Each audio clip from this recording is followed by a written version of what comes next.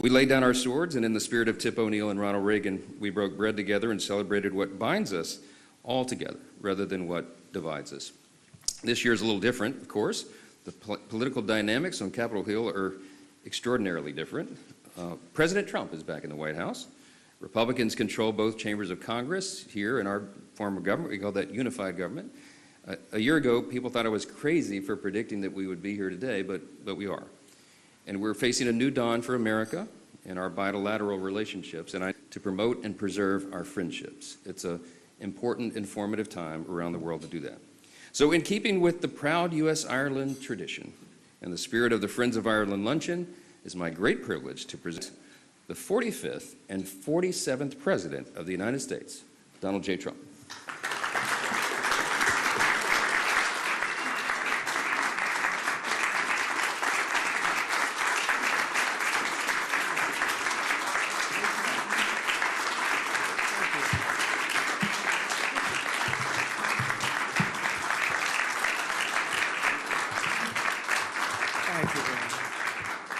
Thank you very much, everybody. It's a great honor. I've been here just about every time. We had one that was terminated because of a thing called COVID. I don't know if anybody's heard of that, but that was never pleasant. And we would have been together twice, but we had COVID interrupted twice, and I appreciate seeing you again, however. And you've done a fantastic job. We very much appreciate you being here. And I also want to thank my new friends from Northern Ireland for being here, who I just met. Thank you very much. Great honor. Great honor. And I must say they spoke very well of you. So that's good. That's good. And great to be with you. And thank you to Speaker Johnson, and thank you to all of the members of Congress who are here, quite a few, most of which are Irish, most of whom are Irish. And we welcome Taoiseach, and I love the name because Micheál, but it's Michael. I said, how many people call you Michael? It's exactly Michael. I said, he said, about 50%. I said, do you get upset when they do? He said, no, but I'm going to call you Micheál because that's the way it is. Martin, who has really been terrific. I've been with him quite a bit. I've spoken to him quite a bit, and we're going to have no problems. And his wife, Mary, we welcome you to America. Fantastic people. And it's really a wonderful annual tradition being here. We're also grateful to be joined by Irish Ambassador to the United States, Geraldine Byrne Nason. Where's Geraldine? Hi, Geraldine. Thank you very much. And the entire Irish delegation. And I know we're a little bit, everybody's a little bit late today, but that's okay because we're celebrating the Irish, and I think it's okay we're a little bit late. I also want to congratulate a friend of mine, Ed Walsh. He's a great golfer. He's a championship golfer, actually. Not quite as good as Rory, but that's okay. But he's right up there. He's won many club championships, and he's one of the best golfers you'll ever see. And congratulations, boy, you're going to have fun over there. He's going to be the ambassador to Ireland. So congratulations, Ed. Well, maybe it is thanks to me, but you're going to have a good time. You're going to represent us well. He can do most of his business on the golf course, too. That's so nice. But he's got the best job of anybody. And I really appreciate so many of my friends being here. So many great friends are here. This afternoon, we're gathered to celebrate the deep and abiding ties of history, family, and friendship that bind together Ireland and the United States of America. The Irish-American patriots have been part of our national history in our country's earliest days. Amazing history they have with our country. Irish-Americans fought heroically in our war for independence, served with honor in the crucible of the Civil War, and won fame and valor among Theodore Roosevelt's famous Rough Riders. They were Rough Riders. By some estimates, more than 2,000 Irish-American warriors have earned the Congressional Medal of Honor. This is an amazing statistic because who would ever think that's even possible? It's more than 50% of the medals of honor were won by the Irish. I'm going to have to check that. That sounds like, that's a good statistic. We're going to have to check what's going on over there, huh? But that's an amazing statistic, actually, 50%. This includes the great Audie Murphy, the most decorated enlisted soldier in American history, whose service in the Second World War earned a Medal of Honor, 2 stars, a Bronze Star, 3 Purple Hearts, and the Legion of Merit. Quite a person. Became a movie actor. The movie actor stuff wasn't quite as good as the soldier that he did, but he was great. Became a very famous person, actually. America has truly been blessed by the courage and unstoppable spirit of the Irish. Over the generations, Americans of Irish ancestry have helped build our railroads and raise our cities and man our factories, enrich our culture with art and music and literature. We see that all over. And protect our communities by joining the proud tradition of Irish-American police officers and firefighters. And few have done more for the Stars and Stripes than the sons and daughters of the Emerald Isle. And I can tell you, I know your father was a great boxer, and they have a lot of good fighters. I know so many Irish fighters, they like to fight, and they're damn good at it too. But your father, his father was a great fighter, actually, so that means genetically I'm not going to mess around with you. You understand? I'm a believer in that. But as you know, on Monday, millions of Americans will celebrate St. Patrick's Day. We love St. Patrick's Day, maybe especially in New York. Hundreds of thousands of citizens decked in Irish green will parade through the streets of Chicago, Boston, Philadelphia, and of course New York, a sight that I've witnessed many, many times. In Manhattan, the people will stream up Fifth Avenue and march past the magnificent, I see it so much, and I love it, especially when you're looking down upon St. Patrick's Cathedral, because it's, to me, one of the most beautiful cathedrals in the world. And it's a monument not only to God, but also to the patron saint of Ireland, patron saint. It's really an extraordinary testament to the connection between our two countries that after more than 1,500 years, the shining legacy of St. Patrick still rouses city blocks half the world away. Think of that, and fills our people with incredible love and pride. We have a lot of pride in that cathedral. That cathedral is something, to me, so beautiful. I think maybe my favorite, they have larger, you know. It's very large, but they have larger, but I think it's truly one of the most beautiful. The Irish spirit is truly alive and thriving in America, and as we see today, the friendship between our nations is strong and it's really unbreakable, and that includes all of you, you know, it's all of you. We love you all. So Taoiseach, I want to just thank you once again for being here. It's an honor, and hopefully we're going to be doing this at least 3 more times, okay? We're going to be doing this 3 more times, at least. And when I say at least, they go absolutely crazy. So thank you very much for being here. Mary, thank you very much for being here. It's a great honor. Thank you. Thank you, Mr. Speaker. Thank you, everybody. Thank you.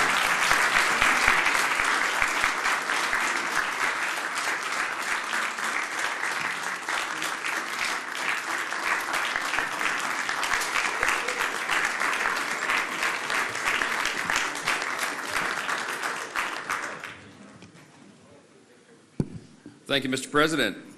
Our next guest is not a stranger to this event. However, this is actually the first time we have the privilege of welcoming the Taoiseach Micheál Martin. I said that right. We were talking about that. So I'm Michael too, but that's how we say it very plainly and boringly in the U.S. And it's the same name over there. It's Micheál. I like it a lot better. But we're welcoming him to the Friends of Ireland Luncheon in person as the new Taoiseach. And this is interesting because in 2021, it was mentioned earlier, this luncheon was virtual due to the ongoing COVID pandemic. And in 2022, the Taoiseach was in town and slated to attend, but he had a positive COVID diagnosis himself, and it forced him to deliver remarks virtually once again. So now, finally, we welcome him in person to this great event, and we're so excited to have you in the Capitol, my friend. I'll welcome you to the podium now, the Taoiseach Micheál Martin.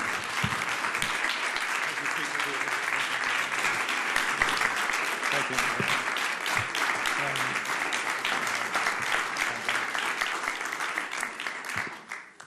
Mr. President, Mr. Speaker, Chairman Kelly and Neil, Senators, Representatives, ladies and gentlemen, I want to thank you all for welcoming me and Mary to Washington, D.C. to celebrate St. Patrick's Day.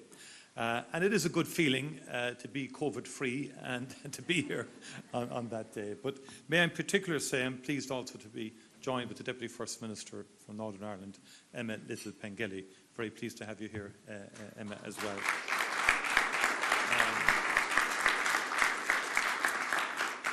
This is a cherished opportunity to break bread with our most steadfast friends. And as has been said, it's now more than 40 years since Speaker Tip O'Neill invited President Ronald Reagan to the capital for the first St. Patrick's Day lunch. And thus began a very proud tradition, which I am honoured to continue today in your esteemed company. President Trump, thank you for joining us today to mark our National Day. You are a great friend of Ireland. And by the way, all those statistics that you quoted are absolutely verifiably true. Okay. I also know, President, that there's one small corner in the west of Ireland, a beautiful and remote part called Doonbeg in County Clare, which holds a very special place in your heart. And we hope to welcome you back to our small island and indeed to these particular greens very soon. Speaker Johnson, once again, you have graciously gathered our dear friends in this august house to mark St. Patrick's Day. You too are a true friend of our nation. We thank you for your hospitality in what is a very busy week for you.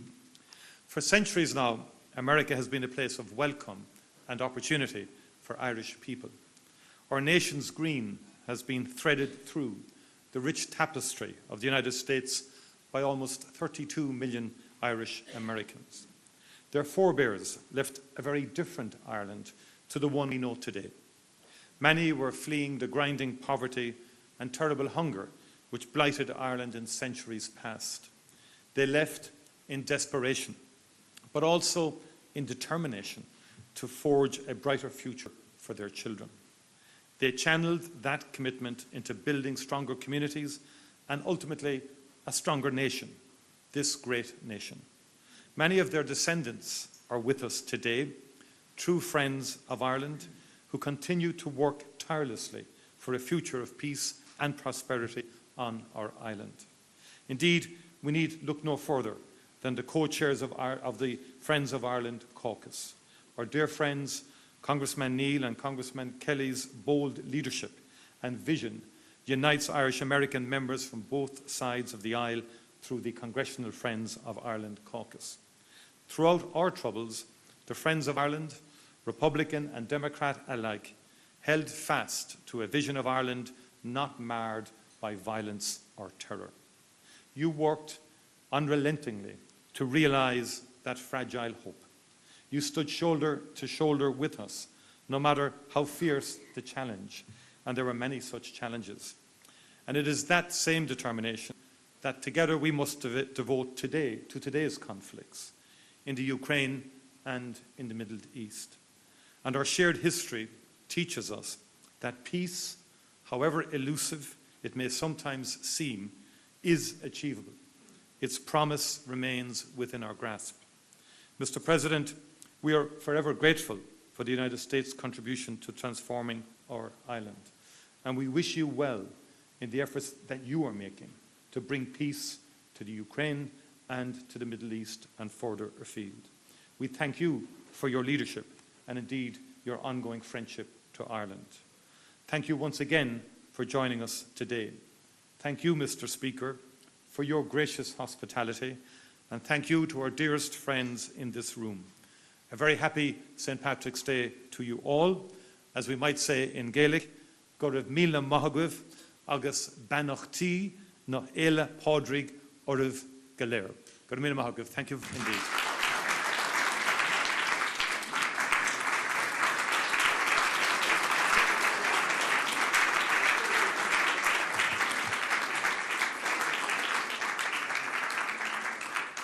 Thank you again, Taoiseach, and thank you, Mr. President. I am very excited because we have a special treat for you all today. Joining us to provide entertainment is the famous Riverdance Irish dance troupe. They're here. I know, you didn't know that was going to happen, did you? See, we throw a great party, I told you. Let me give you a little background on this. In 1994, during an interval act at the Eurovision Song Contest, there was a 7-minute dance routine that captivated the world. From that stage in Dublin, Riverdance was born. And in the more than 30 years since Riverdance has performed more than 15,000 times on 6 continents in 49 countries, they've developed quite a following. Riverdance spread first through Europe and then to America, and along the way they have shared the culture of Irish music and dance to a generation of people around the globe now for more than 3 decades. And while we're only receiving an abridged version of the very famous show today, Riverdance is performing here in Washington at the Kennedy Center through March 16th. The Kennedy Center was kind enough to lend these exceptional performers for us here for the afternoon. The stop in our nation's capital is the first of a 30-city nationwide tour, and we encourage all friends of Ireland and lovers of Irish culture to experience this incredible show. You are going to get a little taste of that right now. So please join me in welcoming these friends of Ireland to the stage. Riverdance, y'all come up.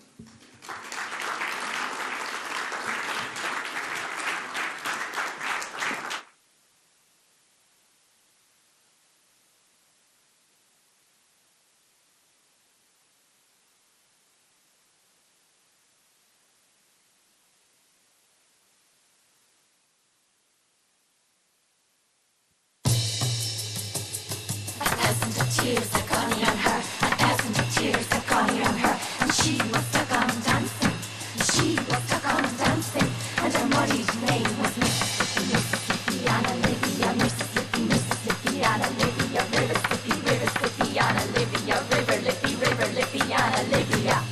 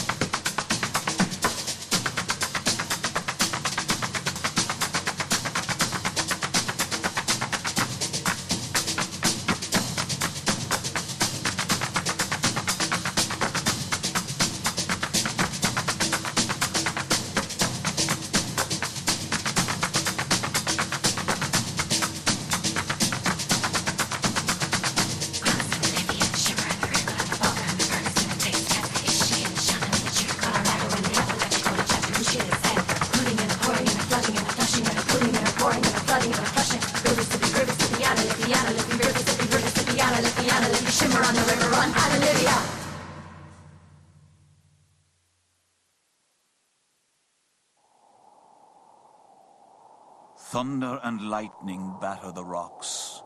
The winds howl and great storms break on the forest, scatter the herds like grain. Fire leaps from dark to dark, fear and anger leap to meet it. We will not go down. We will not be beaten down like grain.